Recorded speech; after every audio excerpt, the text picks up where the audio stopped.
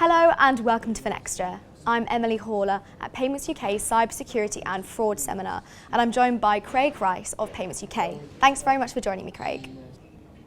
Technology has long been central to financial services, and although it brings competition, it does also bring risk. How can banks deal with the threat of cybersecurity? So technological risk and cyber risk are two different things. Cyber risk is what the adversary does to us by operating against our networks. Technological risk are the risks we take ourselves as we seek to innovate. So arguably, cyber risk should never all be green across the board. There should always be an element of tension there because we seek to innovate all the time. That said, there are things that we could do to improve our approach to cyber risk and things that we are doing to approach our approach to cyber risk.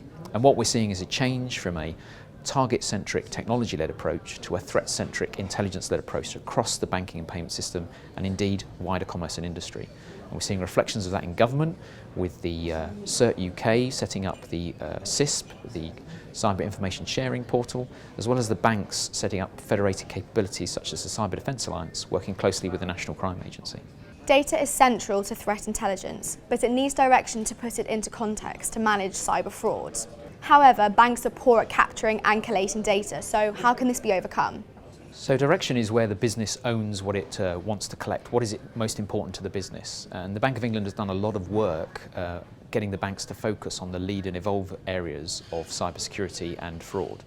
The banks themselves are still innovating across the ecosystem, and that you're seeing a number of big banks invest not only in training modules such as the National MBA in Cybersecurity Leadership, future predictive analytics, visualization techniques, to make sense of a very complex operational environment. So in that context, I think the banks are taking this very seriously and doing a lot to move the ecosystem as well as themselves forward for the good of all. Are banks focused too much on defence and less proactive than they should be to tackle future cyber attacks? So first and foremost, banks look after other people's assets, whether it's their clients' assets as individuals or as corporates, and they're very focused on that and they take that responsibility very seriously. So defence must be the number one priority. The law enforcement and intelligence agencies have the executive powers to do the offensive operations or to disrupt the bad guys. What is needed is a closer working relationship between industry and commerce and the police and law enforcement agencies. Once we've embedded that within our culture, within our ecosystem, I think we'll see a much more effective approach to the sophisticated threats that we're seeing emerge from time to time across all of industry, not just banking and payments. Craig, thank you very much. Thank you. And thank you for watching.